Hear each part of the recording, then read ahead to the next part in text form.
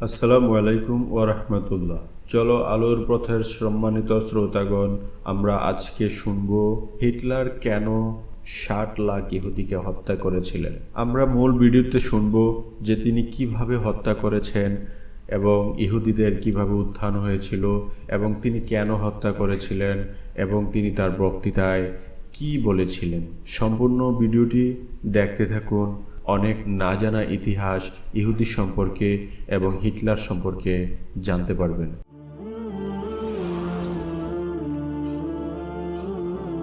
চলো আলোর পথে।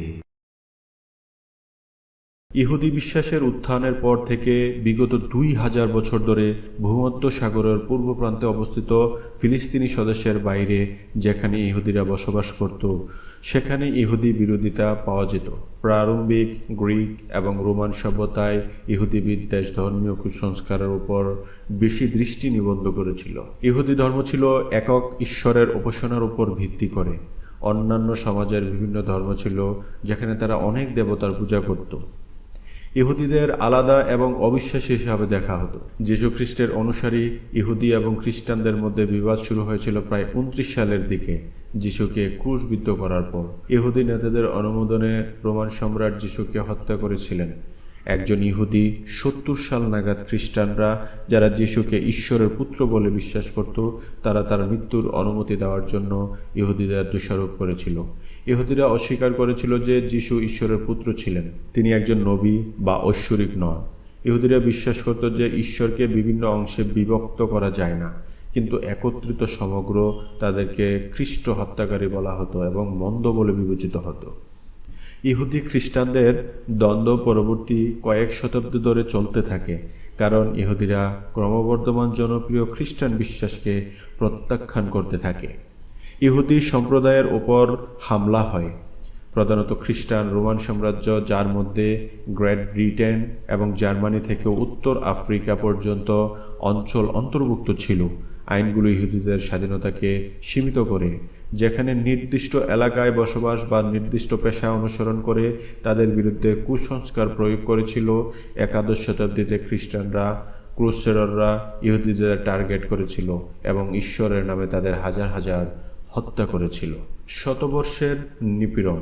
ইহুদিরা বেশিরভাগ ইউরোপে নাগরিকত্ব ও অধিকার থেকে বঞ্চিত ছিল। তারা কারিগর গিল্ডের সদস্য হতে পারেনি। 1096 সালে ইউরোপ এবং পবিত্র রোমান সাম্রাজ্যের ইহুদিদের বিরুদ্ধে প্রকাশ্য সহিংসতা শুরু হয়।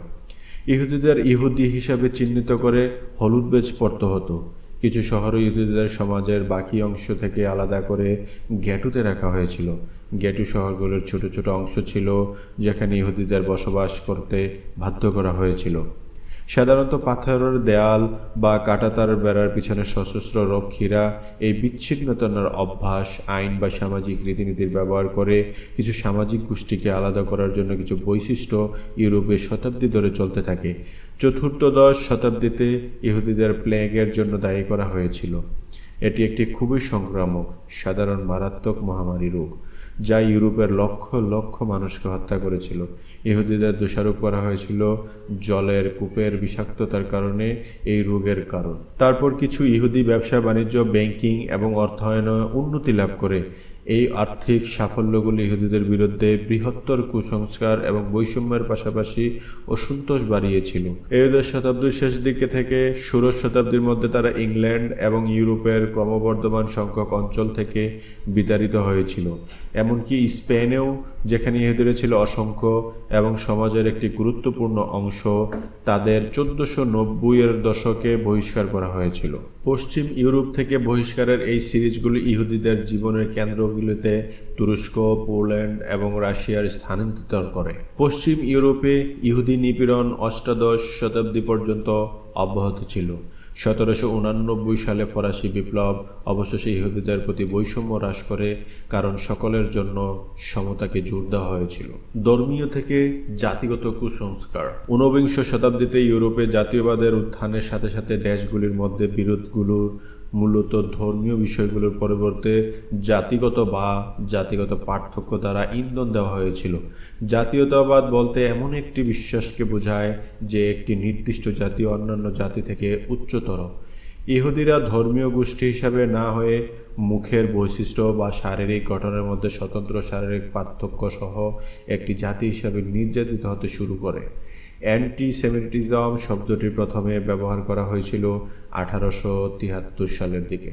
বক্তৃতা ও বইয়ের প্রাচীরিত নাৎসি পার্টির প্রচারণার মাধ্যমে ইহুদিদের এখন আর্য জাতি থেকে নিকৃষ্ট মনে করা হতো। 1880-র দশকে পশ্চিম রাশিয়ার ইহুদি বিরোধী দাঙ্গা শুরু হয়, যখন অনেক ইহুদি বাড়ি ধ্বংস হয়ে যায় এবং তাদের বাসিন্দারা দরিদ্র হয়ে পড়ে, এবং ইহুদিদের তাদের কর্মকাণ্ডের সীমাবদ্ধ ছিল, যেমন গ্রামীণ এলাকায় বসবাস, স্থানীয় নির্বাচনে অংশগ্রহণ করা বা কিছু নির্দিষ্ট জায়গায় কাজ করা। প্রথম বিশ্বযুদ্ধ 1914 থেকে 1918 ইউরোপে সংঘটিত হয়েছিল, যার ফলে অনেক জনসংখ্যা বাস্তুচ্যুত হয়েছিল। এটি ইহুদি বিদ্বেষ বৃদ্ধির সূত্রপাত করে, কারণ বাস্তুচ্যুত লোকদের একটি বলির পাঠার প্রয়োজন ছিল, যার উপর তাদের দুর্দশাকে দায়ী করা যায়।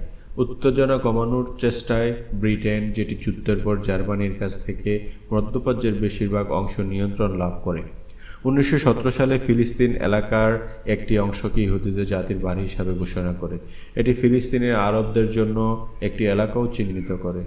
এই ক্রিয়াটি শুধুমাত্র দুটি গোষ্ঠীর মধ্যে বিদ্বেষ জাগিয়ে তুলতে কাজ করছিল, যারা উভয়ই একই পবিত্র ভিত্তি দাবি করেছিল। নাৎসিরা অনুগামী লাভ করে। জাতীয় সমাজতান্ত্রিক জার্মানি ওয়ার্কার্স পার্টি, যাকে সংক্ষেপে নাৎসি বলা হয়, তাদের নেতা অ্যাডলফ হিটলারের সাথে 1933 সালের জানুয়ারিতে জার্মানিতে ক্ষমতায় আসে। দৃঢ়ভাবে জাতীয়বাদী নাৎসিরা প্রথম বিশ্বযুদ্ধের শেষ শুরু হওয়ার কঠিন অর্থনৈতিক অবস্থার মধ্যেও জার্মান জনসাধারণের জন্য আসার প্রস্তাব দিয়েছিল। দারিদ্র ও ক্ষুধার্ত অনেকেই তাদের জাতির দুর্দশার জন্য ক্ষুব্ধ ছিলেন। নাৎসিরা চাকরি ও খাবারের প্রতিশ্রুতি দিয়েছিলেন। নাৎসি পার্টি বর্ণবাদী ধারণার উপর প্রতিষ্ঠিত হয়েছিল যে জার্মান জনসংখ্যাকে শুদ্ধ করা জার্মানির অসুস্থতার নিরাময় হবে। প্রথম বিশ্বযুদ্ধে জার্মানির পরাজয়ের ঠিক পরই হিটলার 1919 সালের প্রথম দিকে জার্মানি থেকে ইহুদিদের অপারেশনের কথা লিখেছিলেন। অন্যরা যাকে তার মূল্যহীন লোক বলে মনে করত, তা দূর করার বিষয়ে আলোচনা করেছিলেন। প্রথম বিশ্বযুদ্ধে জার্মানির পরাজয়ের জন্য ইহুদিদের আবার বলির পাঠা বানানো হয়েছিল। হিটলারের 1925 সালের মহাকাব্য বই মেইন কাম্প বা মাই স্ট্রাগল ইহুদিদেরকে একটি দুষ্ট জাতি হিসেবে চিত্রিত করেছে, যারা বিশ্বের আধিপত্য চাইছিল। তিনি আর্য জাতির গুণাবলীর প্রশংসা করে এবং দাবি করেন যে এই জাতির পবিত্রতা রক্ষা করার সরকারের দায়িত্ব। হিটলারের মতে তাদের প্রিয় দেশকে দুষ্ট ইহুদিদের হাত থেকে মুক্ত করার জন্য জার্মানদের দায়িত্ব ছিল। হিটলার ক্ষমতায় উত্থান শুরু করার সাথে সাথে বইটি জার্মানিতে বেস্ট সেলার হয়ে ওঠে। ইহুদিদের একটি জাতি হিসাবে চিত্রিত করা হয়েছিল, একটি ধর্মীয় গোষ্ঠী নয়। এমনকি যারা অন্য ধর্মে ধর্মান্তরিত হয়েছিল তাদের জার্মান কর্তৃপক্ষ এবং জনসাধারণের দ্বারা এখনও ইহুদি হিসাবে বিবেচনা করা হয়েছিল। হিটলার একটি নতুন জার্মানির প্রচার করেন। নেতৃত্ব গ্রহণের পর নাৎসিরা অবিলম্বে দেশের উপর রাজনৈতিক নিয়ন্ত্রণ জোরদার করতে শুরু করে। ইহুদিদের রাষ্ট্রের প্রধান শত্রু মনে করা হতো। জার্মানিতে ক্রমবর্ধমান ইহুদি বিদ্বেষের প্রতিক্রিয়ায় অনেক দেশ জার্মান পণ্য বয়কট করেছে। বয়কট দেশে ইহুদি বিদ্বেষকে আরও বাড়িয়ে দেয়। মাত্র এক সপ্তাহ পরে জার্মানি প্রথম ইহুদি বিরোধী আইন, সিভিল সার্ভিস পুনরুদ্ধারের জন্য আইন পাশ করে। আইন অনুযায়ী ইহুদিদের সরকারি পদ থেকে বরখাস্ত করা হয়। এছাড়াও মে মাসের মধ্যে সরকার জার্মান স্কুলে ভর্তি ইহুদি ছাত্রদের সংখ্যাও সীমিত করে। সেই বছরের 10 মে ইহুদি বিরোধী সহিংসতা বৃদ্ধি পায়, যখন হাজার হাজার জার্মান ছাত্র, অনেক অধ্যাপক সহ জার্মানির শহরগুলিতে বিশ্ববিদ্যালয়ের লাইব্রেরি এবং বইয়ের দোকানে হামলা চালায়।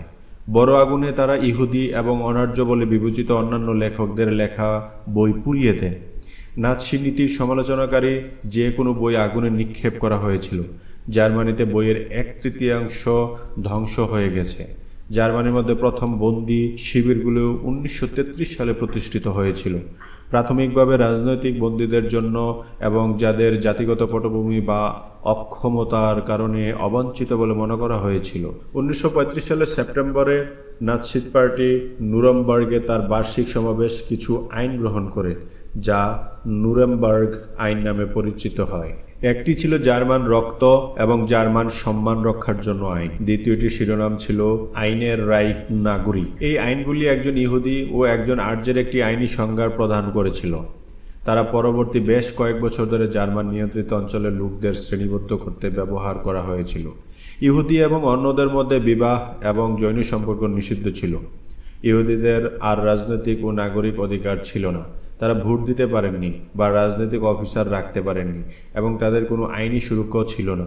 ইহুদিদের তাদের মালিকানাধীন সম্পত্তি সরকারি কর্তৃপক্ষের কাছে নিবন্ধন করতে হতো। তারা এখন কেবল জার্মান রাষ্ট্রের বিষয় ছিল। ইহুদিদের শ্রেণীকরণ ধর্মীয় বিশ্বাসের উপর ভিত্তি করে করা হয়নি, কিন্তু একজন ব্যক্তির ইহুদি দাদা দাদির সংখ্যার উপর ভিত্তি করে।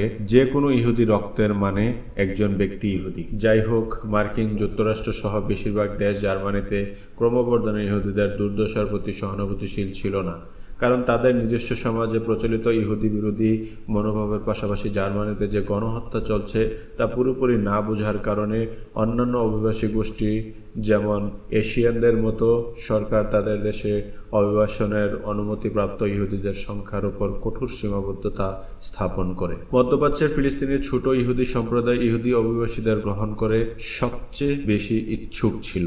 অনেক ইহুদির কাছে জার্মানিতে ক্রমবর্ধমান ইহুদি বিদ্বেষের বিরুদ্ধে অটল থাকা ছাড়া আর কোনো বিকল্প ছিল না। সহিংসতা শুরু হয় ইহুদি বিদ্বেষ বৃদ্ধির মাধ্যমে।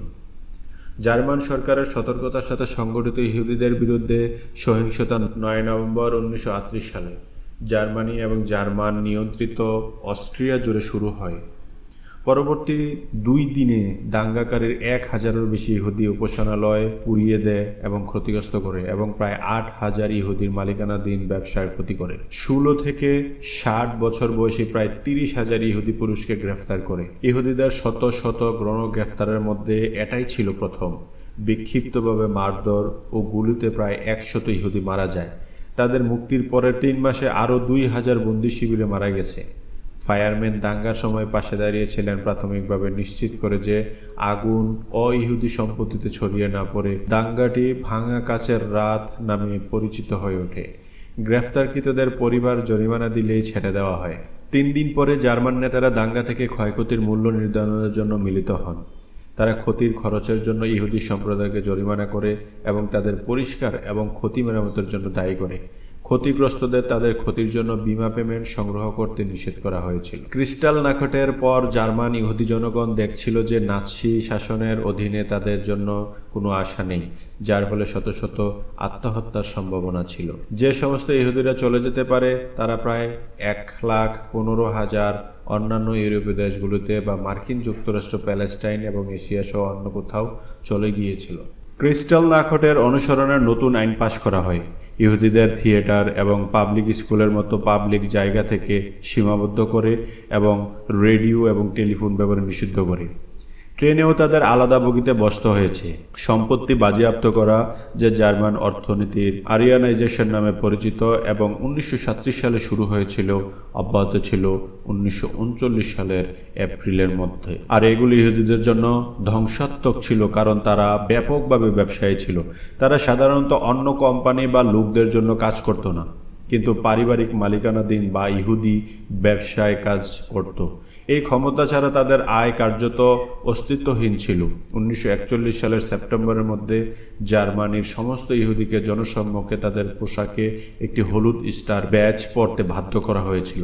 জার্মানরা ইহুদিদের অন্যত্র পাঠাতে আগ্রহী ছিল, এমনকি পোল্যান্ডে একটি বৃহৎ রিজার্ভেশন প্রতিষ্ঠার সম্ভাবনা সহ বাইবেলের নাম সহ নতুন সার্বভৌম জাতি তৈরি করার সম্ভাবনা বা ইহুদিদের আফ্রিকার উপকূলে মাদাগাস্কারের বিশাল দ্বীপে পাঠানো। পোল্যান্ড অবশ্য ১৯৩৯ সালের নভেম্বর পর সেখানে গুরুতর ইহুদি বিরোধী মনোভাবের কারণে আরও ইহুদি গ্রহণ করতে অস্বীকার করে। হিটলারের অধীনে জার্মানিরা ইহুদিদের জীবনকে এতটাই অসহনীয় করে তুলেছিল যে হাজার হাজার মানুষ তাদের নিজের ইচ্ছায় দেশ ছেড়ে যাওয়ার সিদ্ধান্ত নেয়। ১৯৩৩ সাল থেকে ১৯৪১ সালের মধ্যে জার্মানিতে ইহুদিদের সংখ্যা ৫ লাখ থেকে ১,৬৪,০০০ নেমে আসে। যারা সবকিছুই রেখে গেছে, তাদের সাথে শুধু সুটকেস নিয়ে গেছে, বাকি সব রেখে গেছে।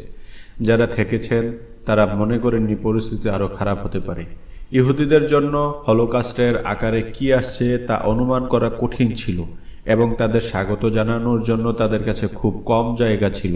কিছু ইহুদি বাবা মা সবচেয়ে খারাপের ভয়ে তাদের সন্তানদের ট্রেনে পাঠিয়ে দেন। পরে অনাথ ট্রেন হিসাবে উল্লেখ করা হয় যখন হলোকাস্ট পিছনে থাকা বাবা মায়ের জীবন দাবি করে। পুলিশ ইহুদিদের প্রতি জার্মানের দ্বারা নিষ্ঠুরতা জার্মান আক্রমণের সাথে সাথেই ঘটেছিল। ইহুদি পুরুষদের দাড়িতে আগুন লাগানোর মতো অমানবিক কৌশল যেমন হাত দিয়ে টেনে বের করা বা আগুন লাগানো ছিল সাধারণ। পরবর্তীতে ডেথ ক্যাম্প স্থাপিত হওয়ার আগে জার্মান শাসনের প্রথম 2 মাসে পোল্যান্ডে প্রায় 5,000 ইহুদিকে হত্যা করা হয়েছিল। 21শে সেপ্টেম্বর 1939-এ জার্মানরা ইহুদিদেরকে শহরের সবচেয়ে পুরনো এবং সবচেয়ে ছিন্ন ভিন্ন অংশে অবস্থিত বড় ঘটিত কেন্দ্রীভূত করতে শুরু করে, যেখানে স্যানিটেশন খুব খারাপ ছিল। নাৎসিরা ইহুদি কাউন্সিলে সেবা করার জন্য ইচ্ছুক ইহুদিদের বেছে নিয়েছিল। তারা ঘেটু পরিচালনা এবং নাৎসি আদেশ পালনের জন্য দায়ী ছিল। বৃহত্তম ঘেটু পোল্যান্ডের রাজধানী শহর ওয়ারশোতে অবস্থিত এবং ওয়ারশো ঘেটু নামে পরিচিত। এতে প্রায় 3,80,000 লোক ছিল, যা ওয়ারশোর জনসংখ্যার 30% নিয়ে গঠিত। ঘেটুগুলো ছিল বিশাল জনকীর্ণ কারাগারের মতো, কারণ তাদের চারপাশে কাঁটাতারের বেড়া ছিল। স্কুল এবং ধর্মীয় অনুশীলন নিষিদ্ধ করা হয়েছিল। 1940 সাল থেকে 1942 সাল পর্যন্ত চরম জনসমাগম, তীব্র ঠান্ডা শীতকালে টাইফয়েড, অপুষ্টি এবং দরিদ্র মধ্যে সংক্রামক রোগের দিকে পরিচালিত করে। 1941 সালে ওয়ারশো ঘেটুতে প্রায় 16,000 মানুষ টাইফাসে মারা গিয়েছিল। অনেক ইহুদি মনে করেছিল যে এটি যুদ্ধের বাকি সময়ের জন্য তাদের দুর্দশা হবে। গণহত্যার সিদ্ধান্ত। 1941 সালের প্রথম দিকে হিটলার এবং জার্মান নেতারা সিদ্ধান্ত নিয়েছিলেন কিভাবে ইহুদি জনসংখ্যা নির্মূল করা যায়। তারা গণহত্যা বেছে নিয়েছিল। জার্মানি 1941 সালের জুনে ইহুদিকে পরিকল্পিতভাবে হত্যা করার একটি কর্মসূচি শুরু করে, যখন এটি তার সাবেক মিত্র সোভিয়েত ইউনিয়ন আক্রমণ করেছিল। জার্মান সেনাবাহিনীর সাথে সোভিয়েত অঞ্চলের প্রবেশের সময় 3,000 লোক ছিল, যারা স্বেচ্ছাসেবী হিসেবে হত্যা ইউনিটে কাজ করেছিল। জুলাইয়ের এক ভাষণে হিটলার ডেথ স্কোয়াডকে উৎসাহিত করেছিল। 2 বা 3 দিনের মধ্যে প্রধান সেনাবাহিনীকে অনুসরণ করে তারা জার্মান সেনাবাহিনী দ্বারা দখলকৃত এলাকার সমস্ত ইহুদি, জিপসি এবং সোভিয়েত অফিসারদের হত্যা করার জন্য দায়ী ছিল। তাদের সাধারণ প্রক্রিয়া ছিল একটি বন্দী শহরে প্রবেশ করা, লক্ষ্যবস্তু ব্যক্তিদের রাউন্ড আপ করা, তাদের শহরের প্রান্তে নিয়ে যাওয়া এবং তাদেরকে গুলি করা।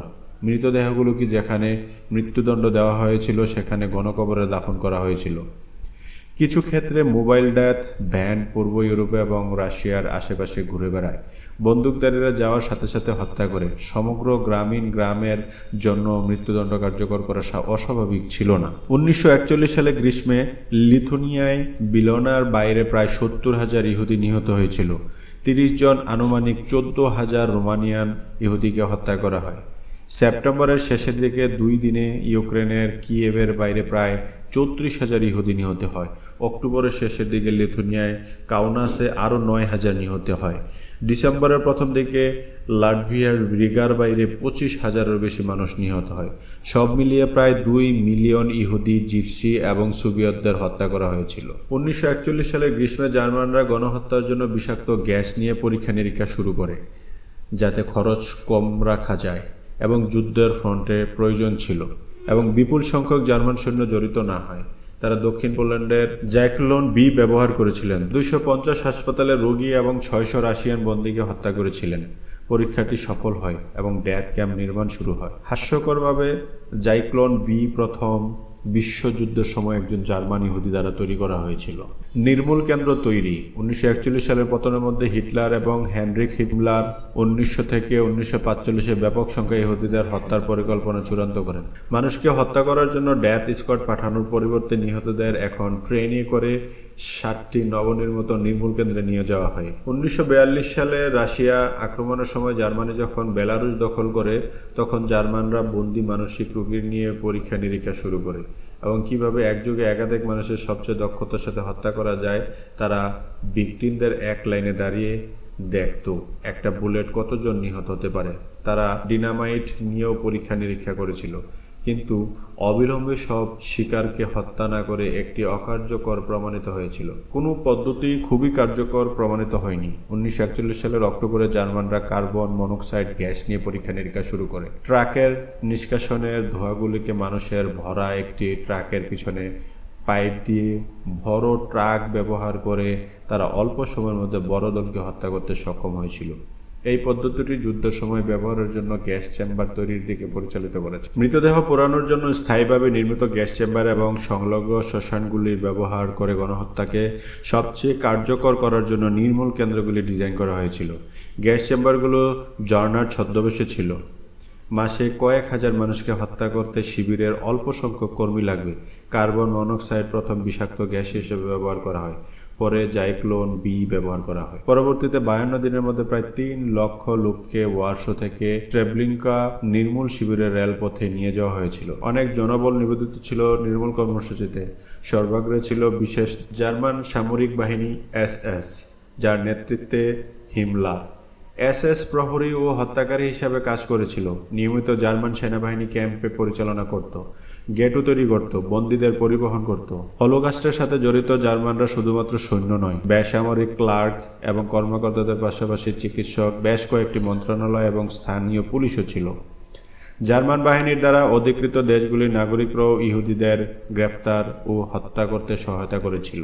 নির্মূল প্রক্রিয়া নির্বাসন স্কেল ব্যাপক ছিল। জার্মানরা হাজার হাজার রেল ও মালবাহী গাড়ি ব্যবহার করত, যা লক্ষ লক্ষ ট্রাকের উপর দিয়ে যাতায়াত করত। 130 জন বন্দী একটি একক জানালাবিহীন গবাদি পশুর গাড়িতে চড়েছিলেন। সেখানে বেশ কয়েকদিন ধরে চলা ভ্রমণের জন্য বসার বা শোয়ার থাকার জায়গা ছিল না। জার্মানরা কোনো খাবার, পানি বা তাপ প্রদাহ করেননি। নির্বাসিতরা শীতকালীন হিমায়িত হয়ে মারা যায় এবং গ্রীষ্মের মাসগুলোতে দম বন্ধ হয়ে যায়। বন্দীদের বিশৃঙ্খলা এবং হতবাক রাখার প্রয়াসে জার্মান রক্ষীরা একটি ডেথ ক্যাম্প প্রতিটি ট্রেনের আগমনের পর বন্দীদের বিশৃঙ্খল পরিস্থিতি হিসেবে দেখা দেয়। জার্মানরা তখন দ্রুত বন্দীদের বড় লাইনের মিছিল করে। কে অবিলম্বে মারা যাবে এবং কে শ্রম শিবিরে কাজ করবে তার সিদ্ধান্ত নেওয়ার সময় পরিবারগুলোকে বিচ্ছিন্ন করে। গ্যাস চেম্বারগুলোকে ঝর্ণার ঘর হিসাবে ছদ্মবেশী করা হয়েছিল এবং ভিকটিমদের ভিতরে যাওয়ার আগে তোয়ালে এবং সাবান হস্তান্তর করা হয়েছিল। তাই লোকেরা তাদের মৃত্যুর দিকে নিঃশব্দ এবং বাধ্যতার সাথে হেঁটেছিল। ভিতরে প্রবেশ করার পর দরজাগুলো পিছনে তালা দেওয়া হয়েছিল এবং গ্যাসের পাইপ দিয়ে ভিতরে প্রবেশ করা হয়েছিল। 5 থেকে 45 মিনিটের মধ্যে মৃত্যু করেছিল। এরপর মৃতদেহগুলোকে শ্মশানে নিয়ে যাওয়া হয় পোড়ানোর জন্য। যে কারণে ইহুদিদের মেরেছিল হিটলার। প্রথমত কিশোর বয়সে হিটলার অনেক ছবি আঁকতেন। তখন তার খুব ইচ্ছা ছিল আর্ট স্কুলে ভর্তি হওয়া। সে সময় হিটলার অস্ট্রেলিয়ার ভিয়েতনামে থাকতেন। জানা যায় তাকে আর্ট কলেজ থেকে বেশ কয়েকবার প্রত্যাগত হতে হয়েছিল, কারণ আর্ট স্কুলের রেক্টর ছিলেন ইহুদি এবং ইহুদি ছাত্ররা সংখ্যাগরিষ্ঠ ছিল পুরো কলেজে।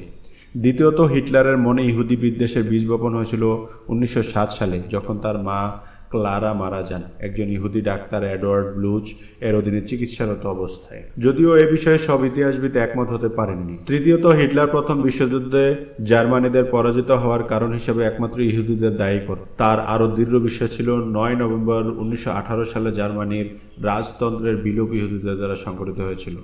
তাছাড়া হিটলার লক্ষ্য করেন জার্মান দেশে বসে ইহুদিরা জার্মানির ব্যবসা বাণিজ্য সহ অনেক কিছু নিয়ন্ত্রণ করেছে, যা তিনি মেনে নিতে পারেননি। চতুর্থত ইতিহাসবিদ ইয়াহুদ বাউয়ারের মতে ইহুদি নিধন বা হলোকাস্টের মূল কারণ ছিল আদর্শগত।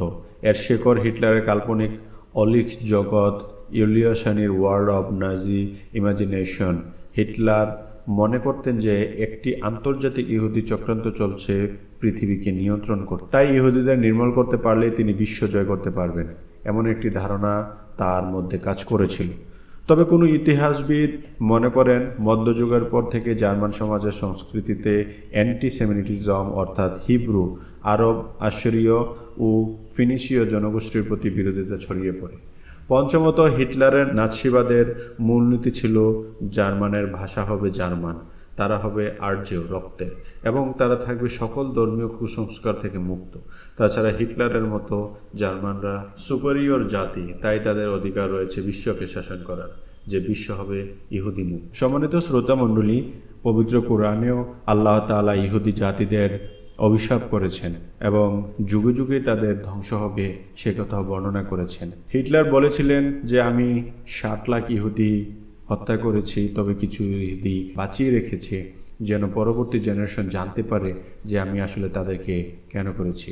ইহুদি জাতি একটি নিকৃষ্ট, অভিশপ্ত এবং জঘন্য একটা জাত। তারা নিজেদেরকে ছাড়া অন্য সবাইকে ঘৃণা করে, তবে তারা খুবই চালাক, চতুর এবং অভিজ্ঞ, বুদ্ধিসম্পন্ন হয়ে থাকে তাদের ধ্বংস অনিবার্য, কাল এবং পরকালে রয়েছে তাদের জন্য শাস্তি। আসসালামু আলাইকুম ওয়া রাহমাতুল্লাহি ওয়া বারাকাতুহু।